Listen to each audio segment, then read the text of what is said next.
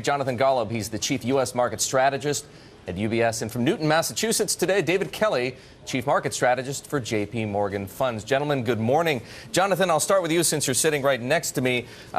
We've talked frequently about your expectations for the market. You're looking for the S&P 500 to hit 1475 by year end. How do these disappointing, and there's no other way to describe them, economic indicators play into what you think is happening right now? Right. I mean, the first thing is I think that you need to man up and say, you not only, this isn't a disappointing day. Man up? Yeah, it really is. I'm out of here. I mean, hello. The gauntlet has been thrown. Man up. You know what? Actually, David, it's your turn. What do you think? No. Oh, man.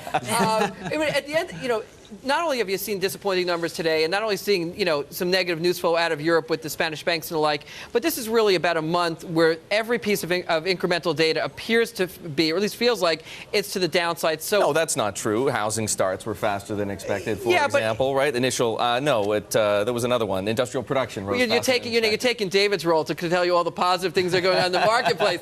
But it does feel, when I'm talking to investors, the tone of the market's turned substantially more negative. But if you look at the way the market's trading, I think that there's a ton of bad news already in. I mean, if you look at where the bond market's trading with a yield of under 1.8, if you look at where multiples are in stocks, the market is basically, the tone is where it was at the very low during the financial crisis. And I think that ultimately the risk is to the upside from here. David, what do you say? This market needs to man up?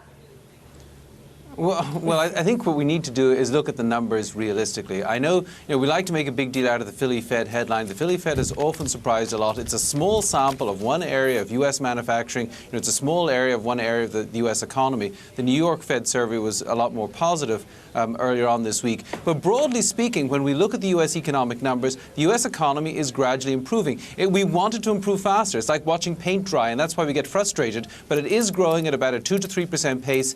And, when you look at what the U.S. economy is doing, which is gradually getting better, and then you look at the European economy, which has clearly got a lot of problems, and you look at some issues in China with a bit of a slowdown, I still think that the U.S. has got the clearest path to stronger growth around the world. And that's why, I would be in favor of U.S. equities relative to other equity markets around the world. David, why then, and Jonathan, I'll put this question to you as well, if that's the case, if the numbers don't lie, why is it that we see the 10-year yield at $1.75? Why is it, for example, that Freddie Mac reported today that the 30-year fixed rate on mortgages dropped to a record low 3.79? Surely that has to say something about the health of the U.S. economy. Well, I think I'd be interested to know what Jonathan thinks about this too. But on the 10-year, remember that we have two things. We've had a 31-year bull market in treasuries, and that has breeded a degree of complacency like I've never seen in any market. I mean, people are convinced they cannot lose money in bonds,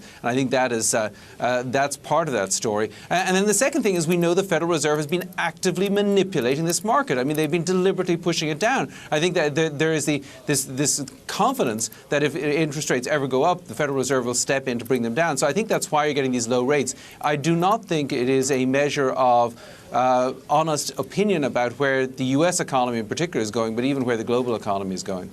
And I'd say I agree with David, but there's no question when you have a 10-year under 1.8, you have either one of two concerns. Either there's a flight to safety towards the U.S. for the reasons that Dave said, which is that this is a much healthier environment. And, again, as much as I said that the data's been negative, economic surprises in the last week or two have actually, in the U.S., been the only market where they're incrementally to the upside in aggregate. So a flight to safety is one reason. The other is I think that investors are coming to the conclusion that given all of these macro headwinds, including the fiscal cliff and things like that in the U.S., that we are likely in a slower growing environment, and that's what's being reflected in treasuries. But given the opportunity, right, investors don't seem to be making a choice in favor of equities. And that's a little puzzling because we see the euro weakening. We've seen the dollar index soaring. Money appears to be flowing into U.S. dollar-denominated assets. It's just not going into stocks pretty clearly. That's also because I pump the credit markets on Bloomberg Television every day.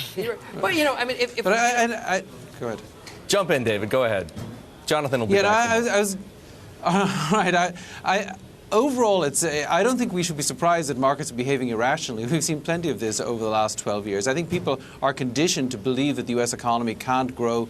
They're conditioned to feel very negative about it, and bonds have been very safe for many years. And I think that's what's really driving this. But just look at the numbers. If you look at housing, for example, housing starts. Forget about April. On a year-to-date basis, housing starts are up 24%. On a year-to-date basis, our exports are up 8%. On a year-to-date basis, our auto sales are up 11%. The numbers in the United States are not just better than the numbers in Europe, they're actually better than the numbers in China in those areas. And so when we look at the U.S. economy, it is actually on a growth path here. It's just, there's a lot of noise, and I don't think people quite appreciate that. Yeah. But, David, I turn to you on this. We talk about a flight to safety. This is a global economy, and even U.S. corporates, they have exposure to Europe. They have exposure to China. So what exactly does a flight to quality mean? I think there's two issues here. I think that if we talk about equities, what you were talking about before, the real story here is not the incremental weakness in the economy. It's that, the companies are delivering really strong earnings, which are almost appear to levitate compared to the economy. You had an 8% growth rate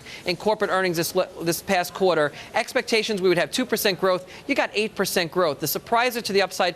Analysts and investors are underestimating how good a job company management is able to deliver earnings in a rougher environment. Like Walmart, for example, today. Right, and Walmart was mostly a revenue story. You had about a 2% beat mostly on revenues, but you're seeing companies doing on the revenue line and on the margin line, and I think that to me is the most important story, not whether housing starts are incrementally better or worse than people expect.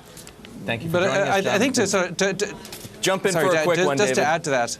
Okay, what I think Jonathan and I are both saying is people are prejudiced against stocks, but over time, a prejudice will fade if it's not supported by the facts. And I don't think the facts support a prejudice against stocks right now.